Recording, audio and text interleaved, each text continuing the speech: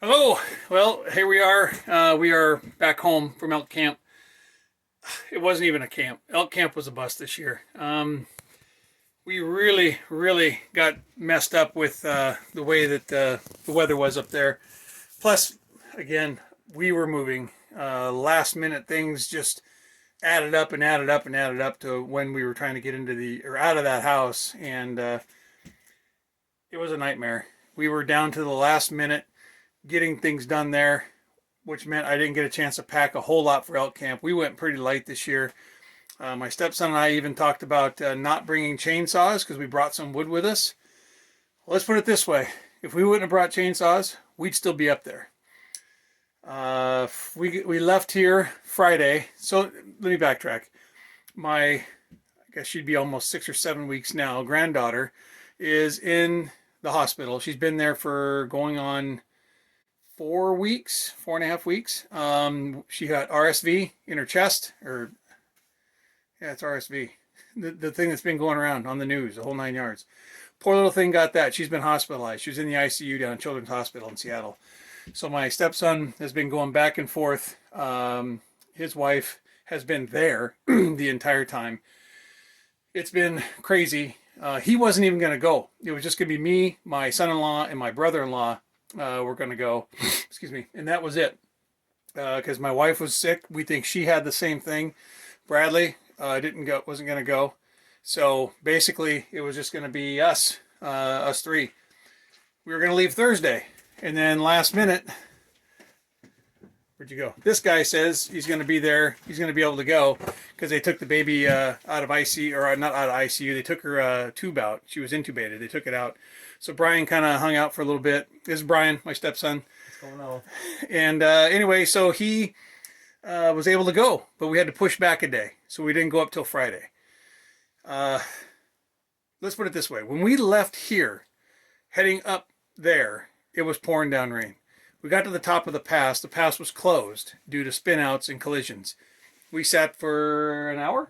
Hour and a half. Basically sleeping in our trucks up on the pass, waiting for that to clear. It cleared out.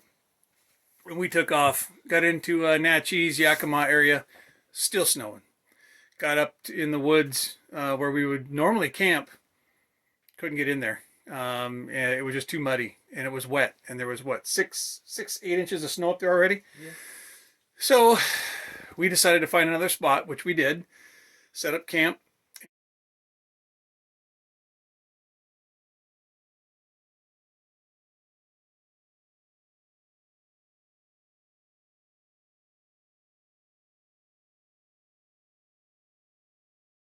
And it just poured down rain, and we were all going on about 2 hours of sleep. So we all took a nap, and Brian and his uncle, my brother-in-law Rob, and my son-in-law Michael was with me. We all took naps, got up a few hours later, still a torrential downpour of rain, but it was cold enough it wasn't melting the snow. It wasn't snowing, but it wasn't melting it either, and everything was turning to ice as it got colder. Well, Michael and I decided to just go do a little road hunting, go drive around, see what we could see. He'd never been before. My son-in-law Michael has never hunted, so it was his first year. Welcome to elk hunting in Washington, kid. Here's the worst weather you could possibly have. So we took off, went for a little drive, showed him the area. As we came back, it got worse and worse. We set up camp. Couldn't even get a fire started to begin with because it was raining so hard. Then we put some pop-up shelters up. My brother-in-law was able to get a fire started, and we just kind of hung around. We ate hamburgers and drank a few beers and went to bed. And that's when the fun started.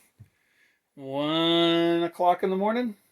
No, the wind started at about 10:30, 11, and kept me up. Thought my trailer was gonna tip over. It was hitting so hard at some points. Some Jeep guys went up past us about 11:30, and that's when the fun real started. Yeah. Snapping and cracking and everything blowing down in the forest. We I thought it was just the forest, though. Yeah, we felt it. A tree fell across the road. We were camped next to the road there, and a tree fell. It was so big, and it made such a thud, it woke us all up. And then I heard the wind, and I heard the rain pelting. It actually, the wind was blowing so hard. Luckily we put our awnings in. The rain was blowing or the wind was blowing so hard, it moved my trailer. I have a fifth wheel. It moved it 3 inches off the jacks, off the pads I had on the ground. It moved it 3 inches in the front. That's how hard the wind was blowing. So Brian and his uncle get up and they start. The Jeep guys, those guys were kind of being dingalings. They actually were in our camp, is why they got up. These guys were in our camp, had this little pissant chainsaw that couldn't cut anything. We had no idea there was trees at camp across the road. Yet. Those guys are trying to winch the tree out of the way. And that wasn't happening. And There's no way. Then they tried with this little saw. So Brian got his 046 out, started carving on it. And then that's what woke me up, was hearing Brian's saw. I got up, we went outside, and I wasn't even awake. I'm in my long underwear, my socks, and I walk out there and I asked Brian what's going on. He said, we're stuck. We're not going anywhere. I thought he got his truck stuck because I saw his truck on the road. I thought he was stuck on the road. No, he meant we were stuck not leaving until we get these trees out of the way. The Jeep guys were gone. I was so out of it, I went back to bed. Well, poor Brian and his Uncle Rob kept on going. And then I heard the saw again, and then that's when I got up. And my son-in-law, Michael, and I got up and we went out, and I got my saw. I got my dad's old trusty 028 out. That thing's cut a bajillion cords of firewood and everything else. And so we started carving on them trees.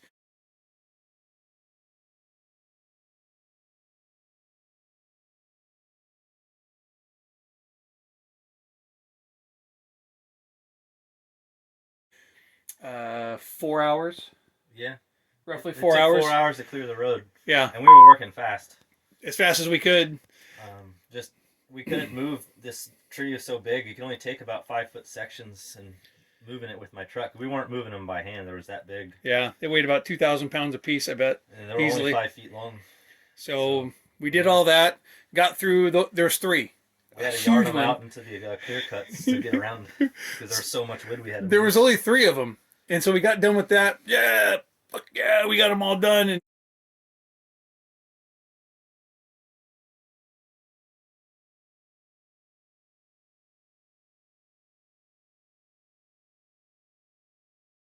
And next thing you know, Brian jumps in his truck and drives 80 feet, and there's another one. So we had to carve through that one too.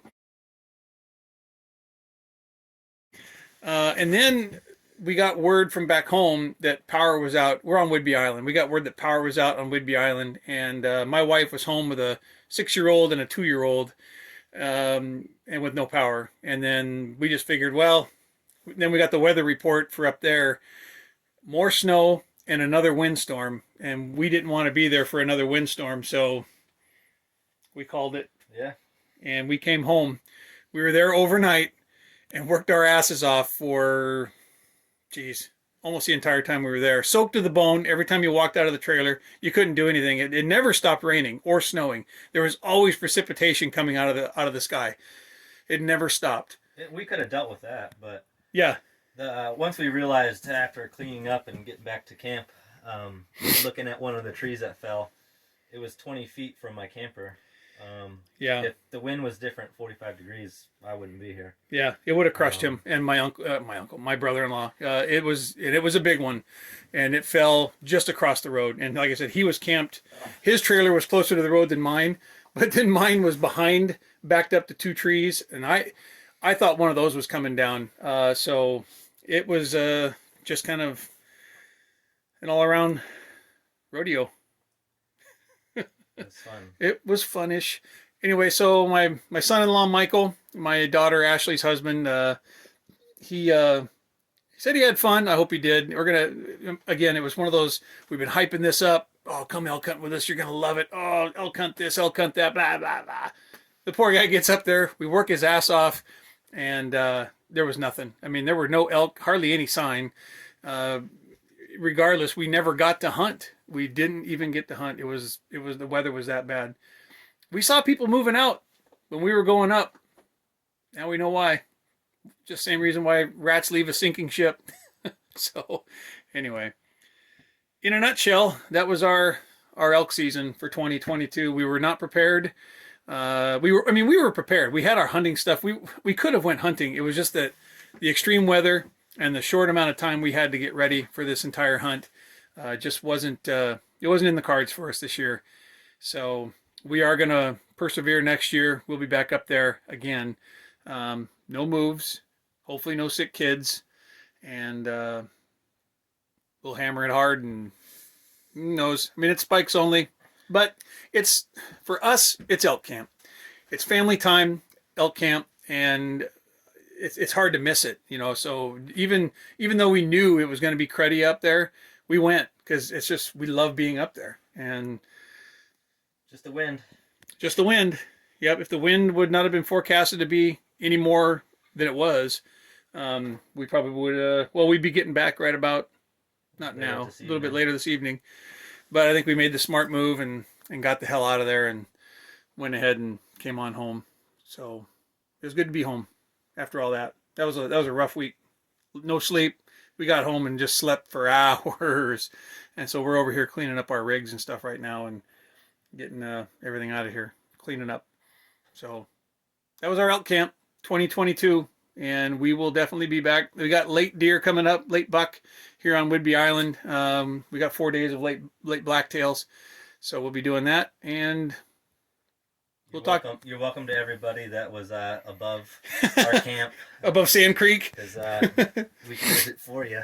Yeah, if you were above Sand Creek, above the Y of the 1902 and the 1921 and 346, if you were above the Y up by Sand Creek and we're coming out today or even yesterday evening, you're welcome. All that crap alongside the road and all those cut down trees, or not cut down, the fallen trees that were cut up, that was us. And that was some rough work at 3 o'clock in the morning, 4 o'clock in the morning with the sideways rain and snow the size of silver dollars. It was not fun. We got some pictures, very little. Me being a newer YouTube guy, kind of, sort of, I don't have my camera out all the time. And whenever there's a moment when I should have my camera out filming like this, doing stuff like that, I don't have my camera out. Brian mentioned something at one point. He started taking some pictures like, oh shit, I should go get my GoPro and put the chest thing on and have that. But at that point, we were so tired. We just wanted to be done. I didn't have time to film for kind of an emergent YouTube. Situation. Just Yeah. get it cleared so we can just leave. Yep, so we could get out of there. So there'll be more content. We'll get better at it.